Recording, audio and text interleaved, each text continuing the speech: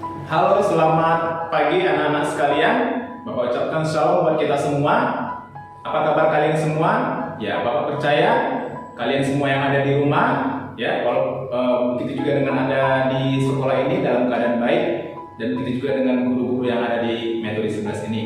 Puji Tuhan, kita memasuki bulan yang baru, yaitu bulan Mei, ya. Puji Tuhan, kita bisa melewati setiap bulannya. Itu semuanya karena pertolongan Tuhan.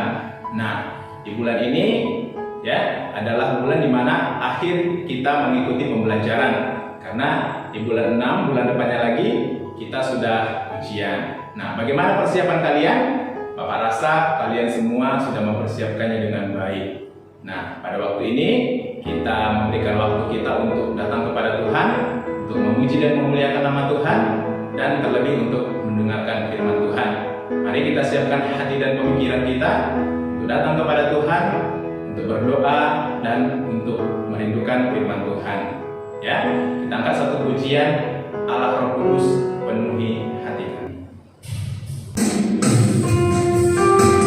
Biarlah dengan pujian ini menjadi kerinduan kita bahwa Allah bisa dapat menolong dalam setiap kehidupan kita. Kita angkat pujian ini.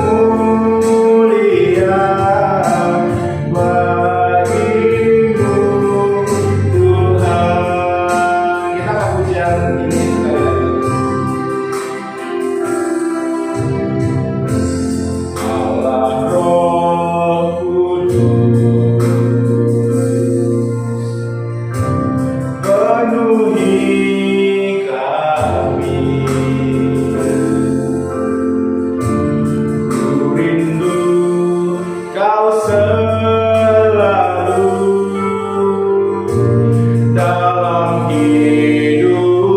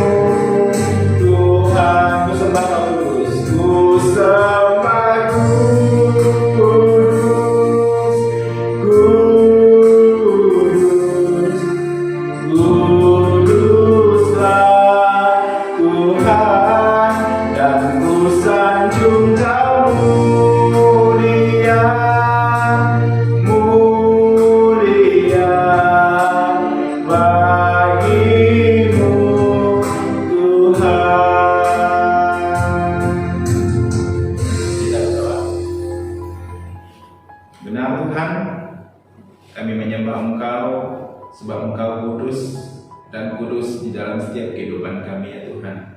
Oleh karena itu Tuhan, biarlah kiranya dengan kekudusan-Mu, maka kehidupan kami juga Tuhan kami mohonkan supaya kami hidup di dalam kekudusan ya Bapa.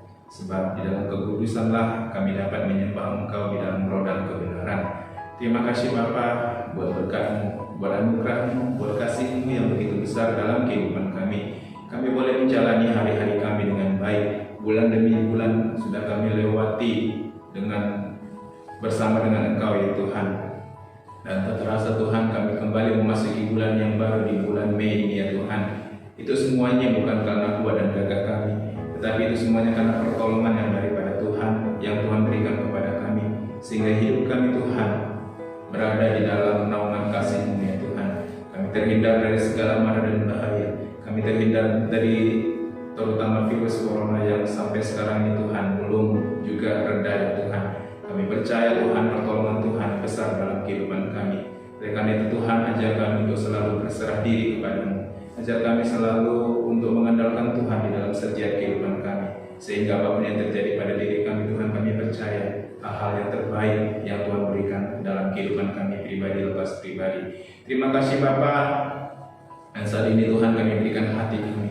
Kami memberikan seluruh hidup kami Tuhan untuk datang kepada-Mu, memuji dan memuliakan nama-Mu, bahkan menyembah Engkau ya Tuhan, bahkan menyiapkan hati kami untuk ditaburi oleh firman Tuhan. Biarlah kiranya waktu yang singkat ini Tuhan kami pakai untuk mengisi kekosongan di dalam diri kami dalam hal kerohanian ya Tuhan. Oleh karena itu Tuhan, hadirlah Engkau dalam hati kami, urapi kami pribadi lepas pribadi ya Tuhan, sehingga melalui ibadah ini, melalui pendengaran akan firman Tuhan, kami diubahkan kembali, motivasi kami, semangat kami menjadi baru ya Tuhan.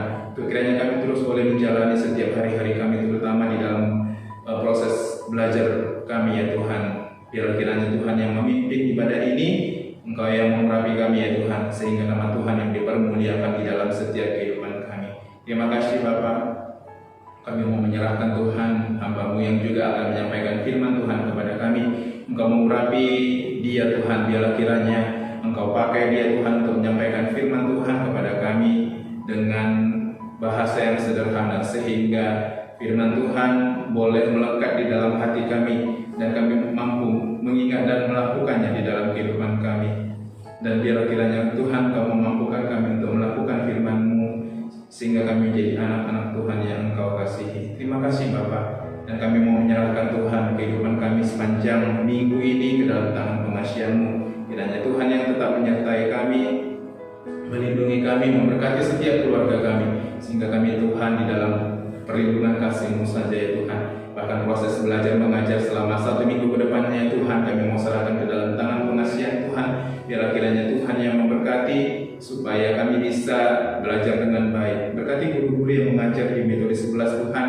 Engkau yang memberkati setiap para guru, memberikan kesehatan, memberikan semangat yang baru, dan memberikan sukacita. Dan Engkau memberkati setiap keluarga mereka masing-masing, sehingga mereka juga Tuhan merasakan kasih yang daripada Tuhan. Terima kasih Bapa, kami mohon ampun atas segala dosa-dosa kami. Kiranya Tuhan yang menyucikan dan menguduskan kami atas segala dosa kami, sehingga kami boleh layak dan berkenan di hadapan ini kami Tuhan.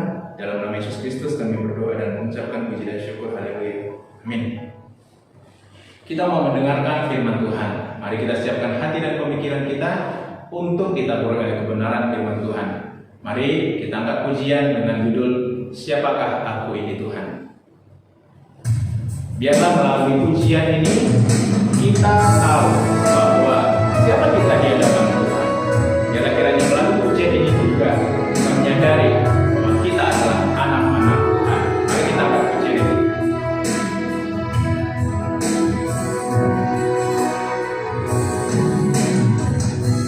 Kasih setiamu yang ku rasakan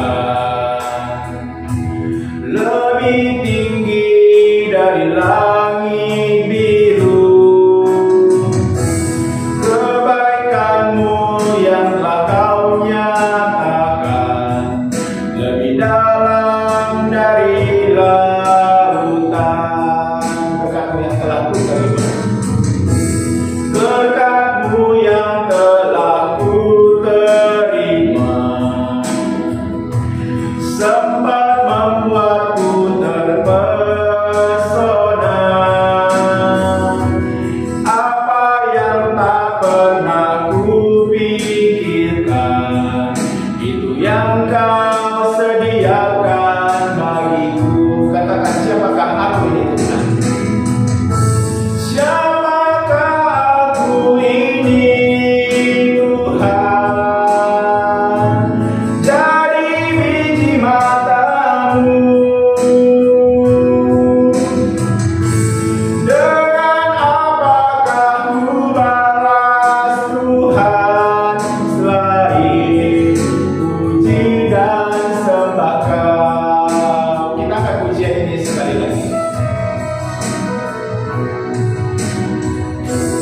kasih setiamu yang ku rasakan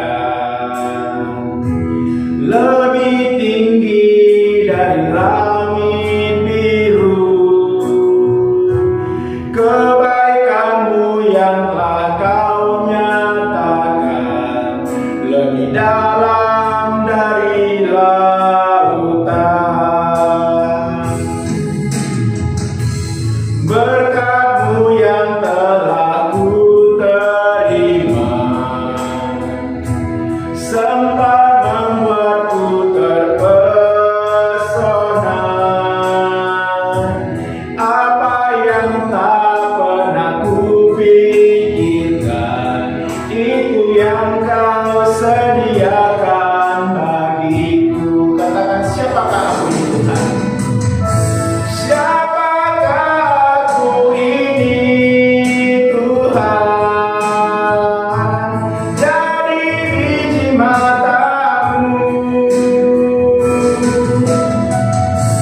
Dengan apakah ku balas Tuhan selain puji dan sembah Kau? Katakan, siapakah aku ini Tuhan?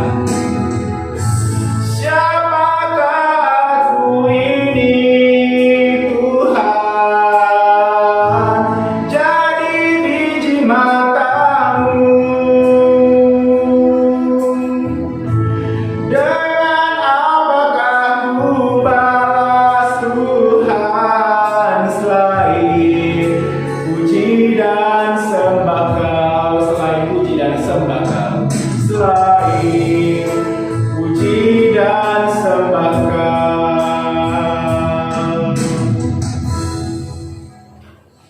Shalom teman-teman semua, hari ini kita akan kembali mendengarkan firman Tuhan dengan tema yang sangat menarik untuk kita semua bahas hari ini di dalam perenungan firman Tuhan. Sebelumnya yuk kita sama-sama berdoa terlebih dahulu.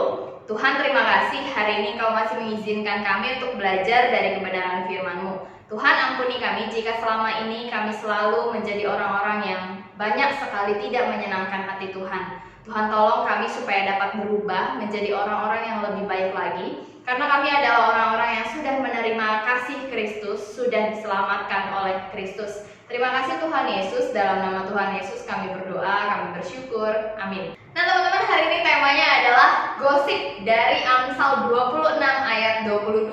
Yuk kita sama-sama baca terlebih dahulu Amsal pasal 26 ayat 22. Berbunyi demikian: seperti sedap-sedapan perkataan pemfitnah masuk ke lubuk hati.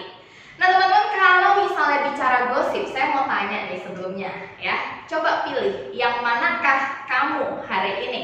Kamu itu korban gosip atau kamu itu adalah penyebar gosip?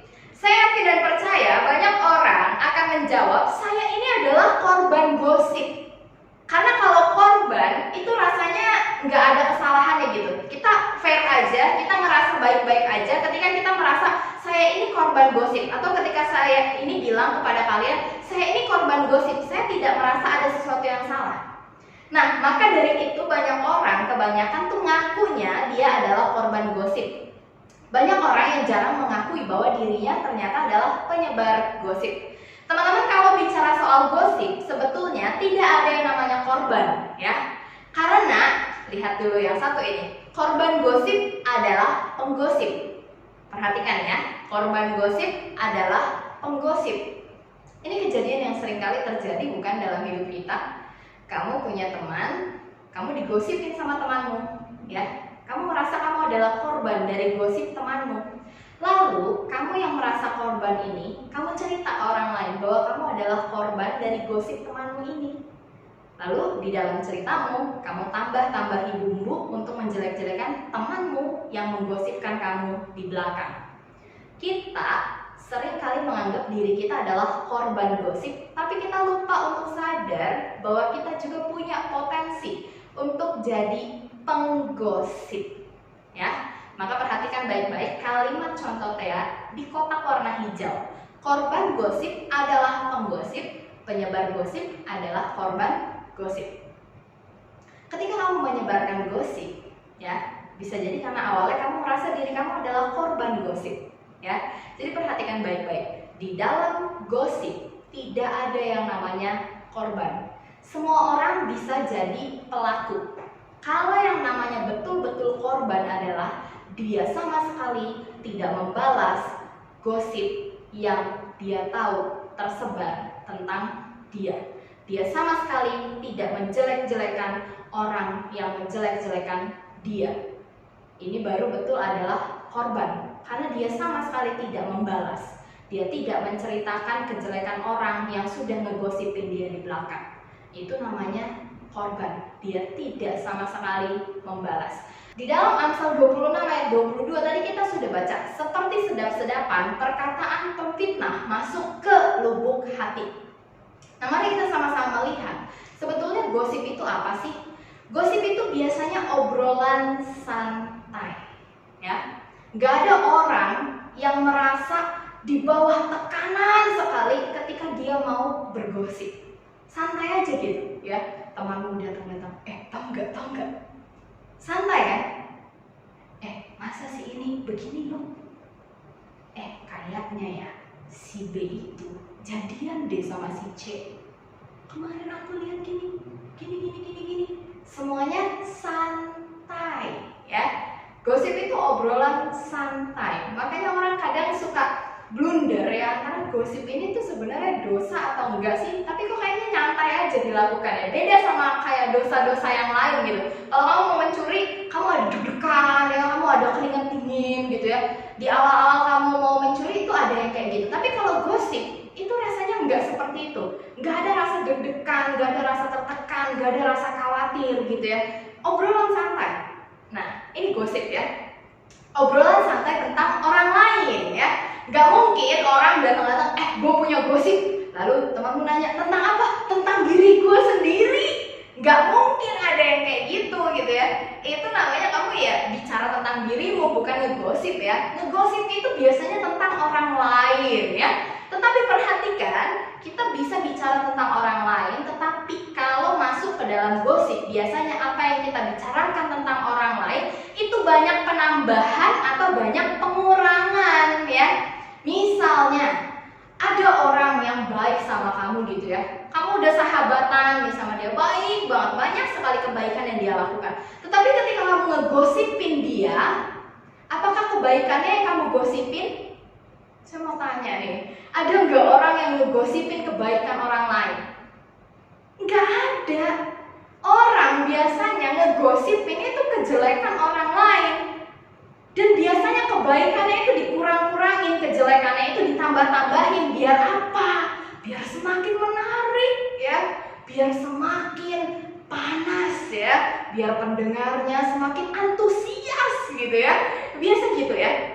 Gosip itu harus dikemas dengan menarik, makanya banyak ditambahin, banyak dikurangin, biar pendengarnya makin antusias ketika mendengar gosip. Lalu seringkali di zaman now nih, gosip juga jadi nilai tukar. Misalnya gini ya, kamu datang gitu ke kantor saya gitu ya, lalu saya ngegosipin orang gitu. Kamu sebagai pendengar kan nggak enak nih kalau nggak nimpalin gosip saya gitu ya. Padahal kamu tahu ini lagi bergosip gitu ya.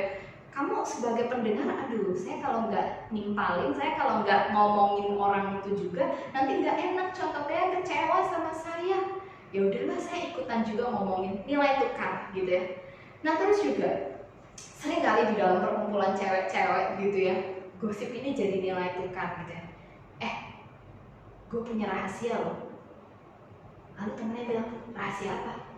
Lu kasih tahu dulu tentang si itu, nanti baru gue kasih tahu rahasia gue. Itu jadi nilai tukar. Gosip jadi nilai tukar ya. Lalu gosip itu biasanya isinya adalah prasangka atau dugaan. Maka seringkali gosip itu diawali dengan perkataan kayaknya, aku rasa, sepertinya. Lalu biasanya gosip itu dimulai juga dengan kalimat ini, aku mau cerita, tapi jangan cerita ke siapa-siapa ya. Aku mau cerita tentang si A, tapi jangan cerita ke siapa-siapa ya. Jangan tanya ke orangnya langsung ya. Kenapa nggak boleh ditanya ke orangnya langsung? bisa jadi apa yang dia ceritakan hanya prasangka atau dugaan tentang orang itu. Nah, jadi perhatikan teman-teman ya, gosip itu prasangka atau dugaan. Kalau prasangka atau dugaan itu belum tentu benar ya. Dan biasanya ini bersifat rahasia ya. Misalnya kamu bertiga berteman gitu ya, A, B, dan C. Lalu A dan B jalan berdua tanpa kamu ya, si C nih. Lalu ketika mereka jalan berdua, A dan B mulai membicarakan si C. Lalu bilang, jangan kasih tahu si C ya kalau saya ngomong kayak gini. Jadi rahasia. Karena apa? Gosip ini biasanya penuh dengan pengurangan, penuh dengan penambahan, biasanya prasangka dan dugaan, makanya sifatnya harus dirahasiakan. Orang yang digosipin nggak boleh tahu. Karena apa? Kalau orang yang digosipin tahu, orang yang digosipin bisa jadi marah. Karena apa? Yang isi gosipnya, isi perkataannya, isi obrolannya adalah kebohongan. Yang seperti itu ya. Maka dari itu, coba kita lihat. Gosip adalah pembicaraan negatif tentang seseorang yang tidak bisa dibuktikan kebenarannya. Jadi perhatikan ini. Kalau kamu bicara tentang contoh Tea, sampai batasan mana itu dibilang gosip dan sampai batasan mana itu masih dibilang obrolan yang positif. Begini ya, kalau misalnya kamu bilang, contoh Tea cantik ya, itu memang fakta gitu ya, bisa dibuktikan. Kalau kamu bicara, karena kita yang tahu apa yang kita bicarakan itu sesuai fakta atau enggak, atau cuma opini kita atau cuma perasaan kita, itu semua kita yang tahu. Jadi perhatikan, ketika kamu bicara sudah meleset dari fakta, itu adalah kebohongan, dan apa yang kamu katakan itulah yang disebut gosip. Nah, jadi perhatikan baik-baik ya. Nah, di dalam kitab Amsal, gosip itu sama dengan fitnah atau kekerasan secara verbal. Ada hukumannya ya. Perhatikan ini baik-baik. Gosip itu disamakan dengan fitnah karena isinya sama. Gosip dengan fitnah itu isinya sama-sama kebohongan. Dan biasanya kebohongan ini sama Alkitab itu disetarakan dengan kekerasan verbal. Bahkan seringkali gini ya, kalau kita mengartikan kekerasan itu pukul orang, ngegebukin orang, menganiaya orang, membunuh orang, itu kekerasan. Tetapi di dalam Alkitab, gosip atau fitnah itu disetarakan dengan kekerasan fisik ya. Jadi sama-sama ada hukumannya. Jadi kalau kamu merasa kamu tidak pernah menganiaya orang, kamu tidak pernah membunuh orang, kamu tidak pernah berbuat jahat secara fisik ke orang lain, tapi kamu sering ngomongin orang, kamu sama dengan orang yang membunuh orang lain. Kamu sama dengan orang yang menganiaya orang lain. Ini Alkitab menyetarakan ya antara kekerasan fisik dengan kekerasan karena perkataan, karena menggosip gitu ya. Ini disetarakan sama Alkitab. Jadi perhatikan, Alkitab memandang gosip itu dengan sangat amat keras ya. Artinya apa? Ada hukuman yang juga dinyatakan kalau kamu ini suka bergosip. Buka dalam Mazmur 140 ayat 11. Di situ dituliskan bahwa orang yang suka memfitnah itu tidak akan lolos dari yang namanya malapetaka. Karena apa? Itulah yang dinamakan penyebar dusta. Yang seperti itu ya. Jadi dalam Alkitab perhatikan baik-baik, gosip sama fitnah itu sama. Gosip dengan kekerasan itu sama ya, disamakan oleh Alkitab. Dan ini ada hukumannya, Alkitab menjelaskan ya. Nah, dikatakan dalam kitab Amsal yang tadi kita baca, perkataan pemfitnah sama dengan gosip, seperti sedap-sedapan. Ini maksudnya apa sih sedap-sedapan? Kalian suka nggak yang sedap-sedap? Oh, pasti suka dong. Tidak ada orang yang tidak suka sesuatu yang sedap. Ya, kita suka yang sedap-sedap ya. Nah, bergosip kenapa disamakan dengan sedap-sedapan? Karena apa? Bergosip itu selalu menyenangkan. Maka gosip disamakan dengan sedap-sedapan. Anehnya, setiap orang, banyak banget orang lah ya, suka yang namanya gosip ya. Dan gosip itu sepertinya menyenangkan, bisa membicarakan orang lain di belakang, itu sepertinya sesuatu yang menyenangkan dan membuat kita bersemangat gitu ya, excited gitu ya. Nah, jadi teman-teman perhatikan, ketika Amsal menyatakan gosip itu sama dengan seperti sedap-sedapan yang masuk ke dalam lubuk hati, ini mencerminkan natur dosa. Dosa selalu enak. Perhatikan teman-teman, dunia mengajarkan kita bahwa dosa itu selalu enak. Padahal dosa itu selalu bertentangan dengan Allah, mendukakan hati Tuhan. Jadi jangan melakukan dosa kalau tidak mau mendukakan hati Tuhan. Nah, jadi teman-teman perhatikan baik-baik. Bergosip itu selalu menyenangkan ya. Tidak ada gosip yang tidak menyenangkan. Nah, jadi kita harus lihat. Sekalipun gosip itu menyenangkan, mari kita lihat efek dari gosip tersebut. Ya, yang pertama dalam Mazmur 140 ayat 11, gosip itu membuat kita ada di bawah bayang-bayang malapetaka. Ya, gosip bisa membuat kita tertimpa malapetaka. Artinya apa? Ada hukuman Tuhan bagi orang yang suka mengatakan saksi dusta terhadap orang lain. Ya. Lalu di dalam Amsal 16 ayat 28 juga dikatakan bahwa pemfitnah atau penggosip itu menghancurkan relasi. Kamu dengan A ya berteman dengan akrab gitu. Tiba-tiba B ini datang ya ngegosipin si A sama kamu. Akhirnya relasi kamu dengan si A ini jadi terganggu. Yang seperti itu ya, gosip itu mampu menghancurkan relasi orang ya. Bahkan di dalam relasi pernikahan itu bisa hancur hanya karena gosip yang tidak terbukti faktanya. Nah, lalu nomor 3, efek dari gosip itu menuai murka Allah ya. Perhatikan di Roma 1 ayat 30 dikatakan bahwa gosip itu adalah salah satu tingkah dari orang lalim yang akan menerima hukuman Tuhan.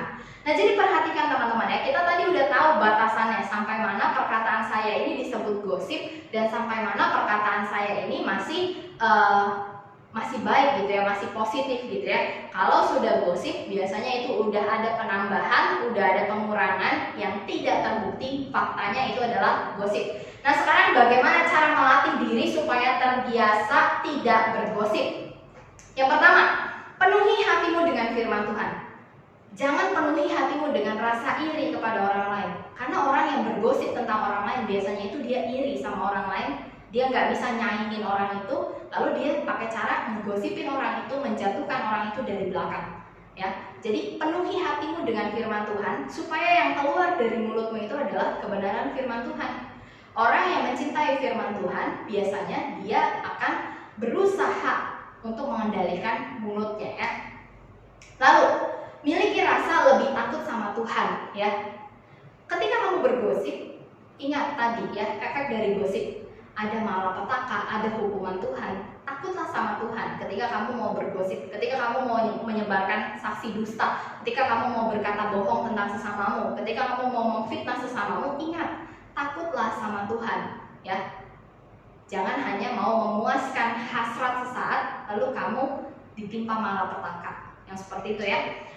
Lalu hindari kesempatan untuk bergosip. Kalau misalnya ada orang lagi ngumpul-ngumpul, mereka bergosip gitu, jangan kamu nimbrung di dalamnya, tinggalkan ya. Lebih baik kamu mencari kesibukan yang lain supaya tidak bergosip. Atau misalnya kamu tahu nih temanmu ini si B gitu ya, suka banget bergosip, tiap saat, tiap detik ngomongin orang lain terus, nggak pernah ngomongin yang lain. Tidak ada hal positif yang dia bicarakan selain gosip tentang orang lain yang belum tentu benar. Nah, kalau kamu punya teman seperti ini, ada baiknya dinasehati. Kemudian jika dia tidak mau mendengar juga, dihindari saja. Daripada akhirnya ketika kamu bersama-sama dengan dia, kamu akhirnya jadi ngegosipin orang juga gitu ya. Lalu berlatih untuk menolak ajakan bergosip. Kalau misalnya ada orang ngajak kamu gosip, misalnya ya kan nggak mungkin juga orang kita ngegosip yuk, nggak mungkin kayak gitu ya. Tapi biasanya orang itu akan ya dengan ngeflow aja gitu, tiba-tiba ngomongin orang gitu ya. Nah, ketika kamu tahu nih obrolan ini udah melenceng gitu ya, obrolan ini udah ngomongin orang nih dan faktanya tuh nggak terbukti nih. Nah, kamu bisa aja menolak dengan cara apa? Ya misalnya kamu bilang, aku ada kesibukan nih. Atau kalau kamu berani, kamu bisa menolak secara langsung. Maaf ya, saya nggak ngomongin orang gitu ya. Nah, teman-teman yang terkasih dalam Tuhan, saya tahu yang namanya gosip itu kan nggak bisa dipisahin kadang ya dalam hidup kita sehari-hari. Kadang kita suka tiba-tiba ngeflow aja gitu ngomongin orang, tiba-tiba kita ngikut aja gitu ngomongin orang gitu ya. Nah, maka dari itu teman-teman, mulai hari ini yuk kita sama-sama latihan, saya juga latihan untuk belajar menghindari yang namanya gosip. Karena ketika saya pelajari dari kebenaran firman Tuhan, ternyata Tuhan membenci orang-orang yang menyebarkan fitnah. Tuhan membenci orang-orang yang berkata dusta. Bahkan Tuhan juga akan memberikan hukuman kepada orang yang berani memfitnah sesamanya. Maka dari itu, karena Alkitab memandang gosip ini begitu serius, saya rasa kita hari ini juga jangan menyepelekan kebiasaan bergosip. Mari sama-sama kita hentikan hari ini, kita belajar untuk menghentikan kebiasaan buruk kita ini. Kita sama-sama belajar dari kebenaran firman Tuhan, kita sama-sama bertumbuh di dalam kebenaran firman Tuhan. Mulai hari ini, say no to gossip. Yuk kita berdoa ya. Tuhan Yesus, terima kasih hari ini kami boleh belajar dari kebenaran firman-Mu. Tuhan tolong supaya kami dapat menjadi orang-orang yang tidak bergosip tentang orang lain, tidak menyebarkan kabar bohong, bahkan tidak memfitnah orang lain melalui mulut kami. Tuhan, biarlah mulut kami memuji Engkau selalu dan hati kami dipenuhi firman Tuhan selalu, supaya kami dapat menjadi orang-orang yang memuliakan nama Tuhan melalui mulut dan pikiran kami. Dalam nama Tuhan Yesus kami berdoa, amin.